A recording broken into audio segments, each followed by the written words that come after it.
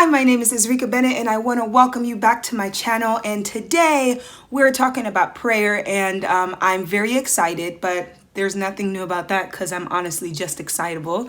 But also this is something that I've personally struggled with a lot over this last year of wrestling with God and working on my relationship. And I've asked this question so much. In fact, a big part of this video came from a conversation I had with one of my friends. His name is Caveman, aka Obi.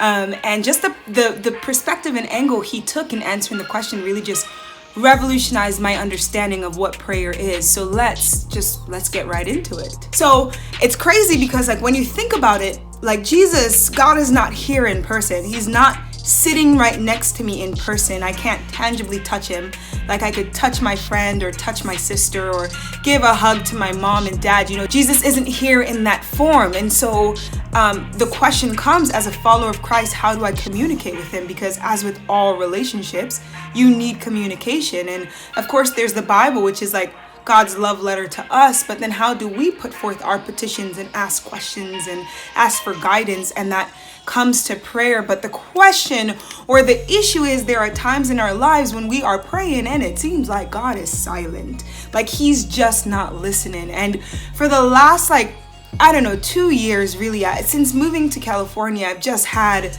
a series of highs and lows, and in those lows and also the highs, just wanting to talk to God and feeling like I'm pouring out my soul, yo, where are you? And then feeling like God is just silent. And it led me to wonder, does prayer actually work? I've been praying for this thing for days, for weeks, for months, for years, and it seems like nothing is changing. And I'll never forget one day just going to the ocean and looking out, and naturally I'm a person that feels deeply, the ocean evokes emotion. I didn't mean to do that.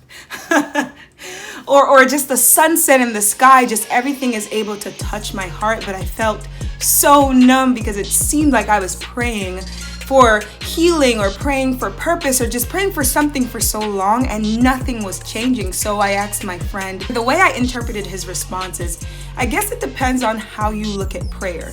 Is prayer a matter of utility or is it a matter of friendship? Are you doing prayer? Are you seeking God because you want something in return? Because you want him to grant your deepest desires? You want him to fix a situation?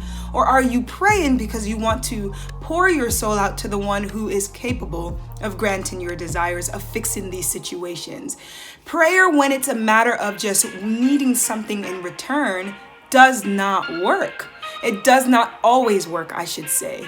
For example, if my heart's desire is to be, a tiger, if I really just want to be a tiger that lives in India, and I pray God, please, I think it's in my best interest that you change me into this big cat. I really love stripes.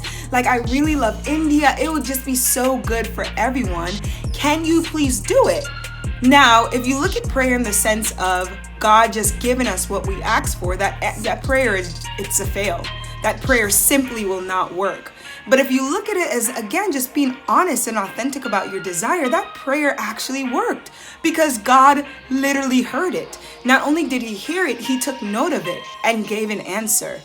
The answer, as we can all probably ascertain, is no, because it doesn't make sense for me to want to be a tiger, and that's an outlandish concept. But there are other things in our lives that we are praying for that aren't as far out there as being a tiger, but maybe we're praying for a specific job, we're praying for a spouse, we're praying for financial blessings, and God hears the prayer and gives the answer that he knows is best for us. It's never out of just him being controlling and being you gonna wait till I want to give you the answer, but more so him knowing even better than us the end from the beginning and knowing what we ultimately would choose if we had the opportunity to choose. Does that make sense? I remember hearing a quote where it's if we could look back on the darkest path of our way, or when everything is said and done, basically we wouldn't change anything because God is that sovereign. God is that dope. He's good at what he does. And I think for me, when my friend just kind of gave that explanation of prayer not being a matter of utility, but a matter of community and relationship, it made sense because, again, It's just like, oh, okay, prayer works in that I have an audience with God whenever I want. It's not that I ever have to wait. It's not that I have to sign up. It's not that I'm in a line. The moment I decide to talk to God, God gives me that audience. He gives his presence. He gives his attention, his full, undivided attention so freely. He also gives answers freely, but sometimes the answers aren't exactly what we want because we just don't know. Even if our desires are so deep and it's like, man, I'm certain I want this. How many times in your life have you been certain you want something or someone, or you want to go somewhere, and it happens and it's like, dang, I really wish I hadn't wanted this, or like, boy, oh boy, that, wow. Wow. I regret that, you know? But God, he is indebted to love. His primary objective is his love for us. And sometimes love says no. And many times, and this is the thing, many times we don't even pray, we don't ask God, we just take things. We enter into relationships that we shouldn't. We go to places that we shouldn't, or I don't know if shouldn't's the word. It's like, that's not ideal for us. That's not the best for us.